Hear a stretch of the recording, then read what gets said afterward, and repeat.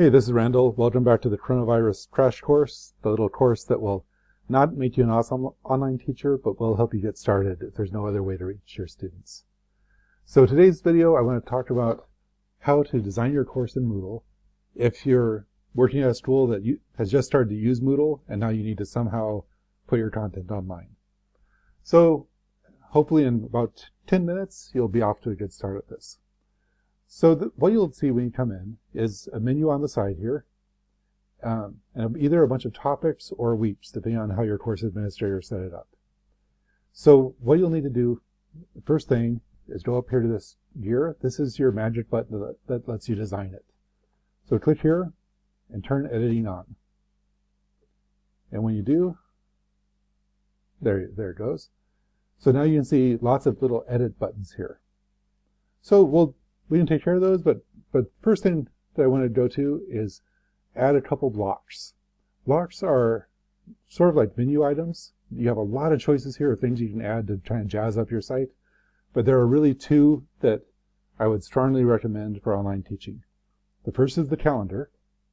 The calendar lets you, if you have the calendar set up, then when you enter dates for an assignment, the dates that you set as due dates will automatically appear over here.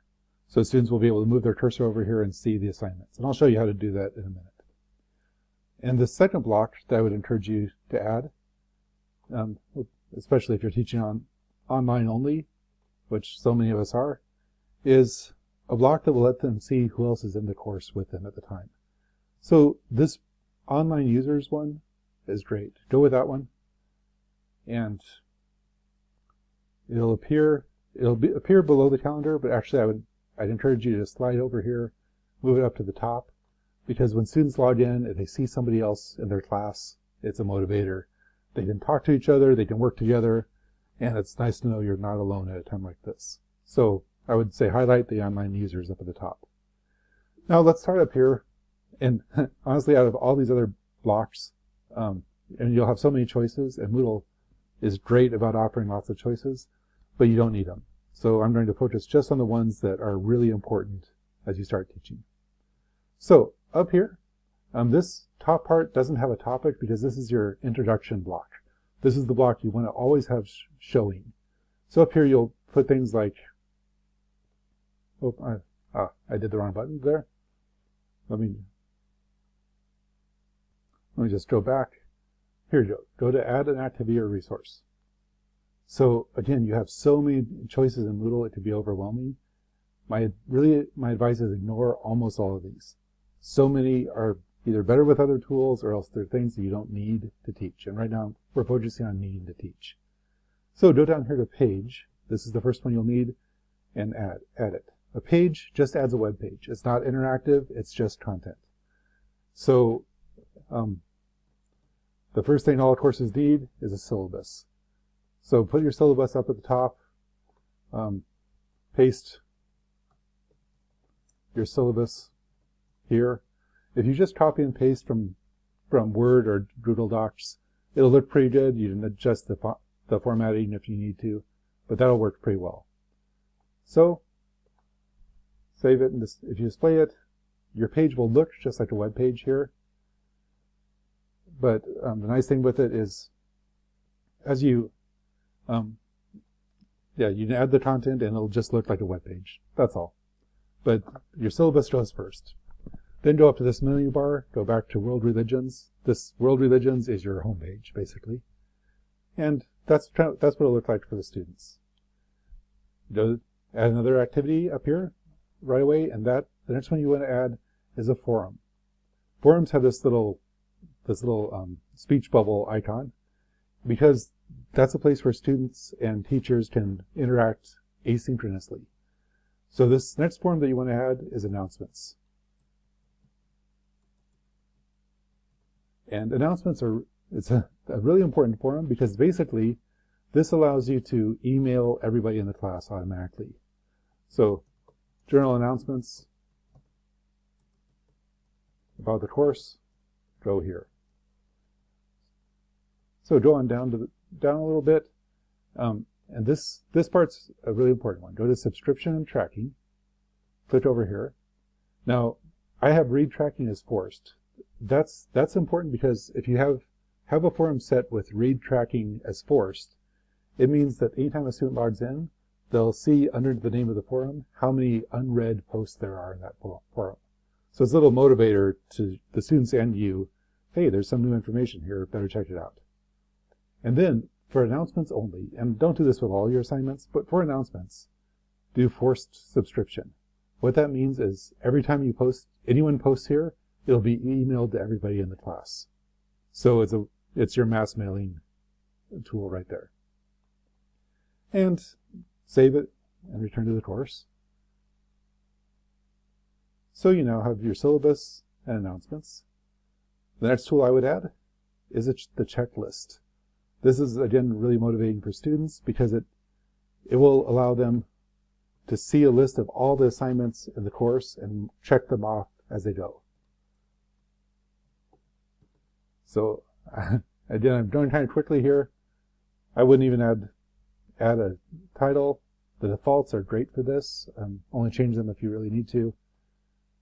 Save and return to course, and I'll show you what this will look like in a minute. So checklist is the third tool I would like. So we have pages, forum, checklist, and the last tool that I would recommend for all online only courses is chat. And the reason for chat is it is a live chat tool. It doesn't unfortunately it doesn't automatically update like Moodle Hangouts would, but I use it for Q&A chat room, and say something like post general questions here, or just use this space to chat with whoever else is online. So say something like that and return to the course. Okay, now we get into the topics. Topics are sort of like your units. So let's say this is a comparative religion class, and we're toward the end of the year, so let's say this would be Christianity. Just type it in here, and Islam, hit enter to save it, and you can just title your units really easily. Within Christianity, let's say I want to have my first assignment. So I'll go over here.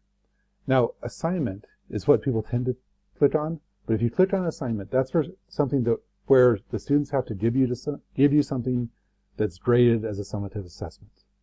So assignment does not mean something they have to do, it means a summative assessment.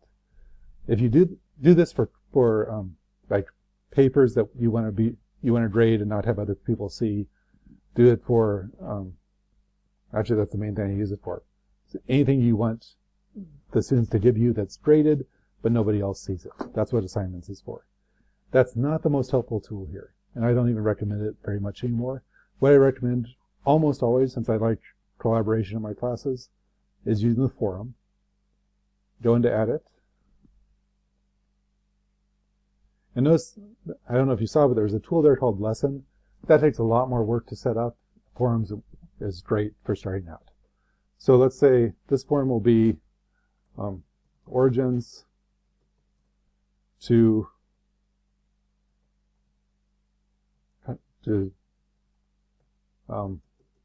origins to about 500 CE, Common Era. So you put in a title, and with this, I would want I always use a date for this assignment. Just even though it's asynchronous, high school and middle school, elementary students really need the structure of dates. So I'd say like this will start on April 6th, origins to 500 CE. You put some content in here. It's really easy to add videos by getting a YouTube video or something. You can add images. Please, if you add images, be sure to give citations. Just model good digital citizenship as you build your course. If I want to link this to something else, like let's say I want to put in, I want to say this is the title of the article I want them to read.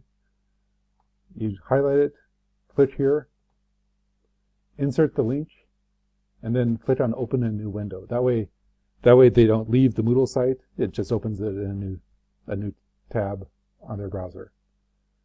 So please don't just go up and like copy a whole YouTube video, go back over to your class, and sorry, the wrong class I have open, and don't just paste in a long URL. That's just kind of ugly and makes you look unprofessional. So the better way to do it, instead of having that ugly thing, highlight it, click in here, paste the URL in, open a new window, and create the link. And then when students, it'll be a slightly different color. When students move their cursor over, they'll see it, and it'll work great. Now, down here with forums, now let's say this is something where I want them to, I'll put in content about, my own content about what they want, the goals are for the lesson, a couple links to video or texts, and a video or two that they should watch, and then an assignment down here. For the assignments, let me just remove this hideous thing. For the assignments, always put in something like post by and reply by, and put in the date. So if this was up here April 6th, I'd say post by April 8th, reply by April 11th, something like that. And give a few days for each activity, because it's asynchronous and people have problems online. So once that's there, you have the dates in place, go down here, and if you're teaching, I don't know, under university level, I would recommend always display the word count. It'll let students see how much they've written and remove a lot of anxiety. For subscription and tracking, I would again say read tracking should be forced, so they see how many posts they haven't read. But let this be an optional subscription, so if they want to subscribe and get emails every time someone posts, they can, but they don't have to. And then go down here to whole forum grading, and for this one, we'll just use a very easy point system, so maximum grade of 100, simple and direct grading. Now here's why that's important. Okay. Oh, and activity completion. So over here, I said, let's see, I said I wanted it to reply by April 11th. So that, actually, I want the activity done before that. So post by April 8th. So I'll put in April 8th as my completion deadline. Now, if they do it later than this, they're not penalized. But this way, you can say, I want them to, they can only mark it off their checklist when they have completed certain conditions. Like, they must create one discussion and they must post at least one reply. And if they do that by April 8th or after that, they're allowed to check it off their list. Okay. Save and return to course. And it'll look like this. When you go in to grade it, you'll see a little grade users tab.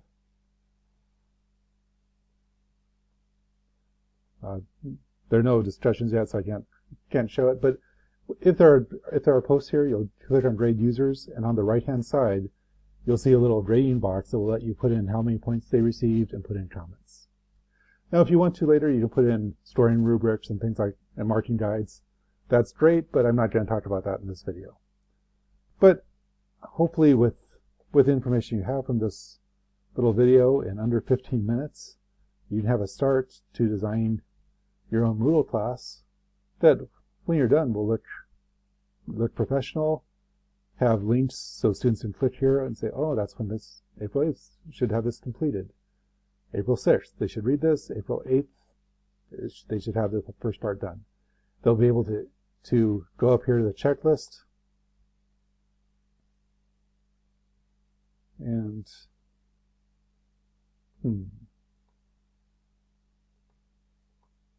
there's the problem with my checklist. I'll have to go back and I'll post another video about how to fix that. Sorry, guys. But the point is you can get started pretty quickly with this, and it'll look cool. It'll help you manage your course a lot. If you plan ahead, you're in great shape.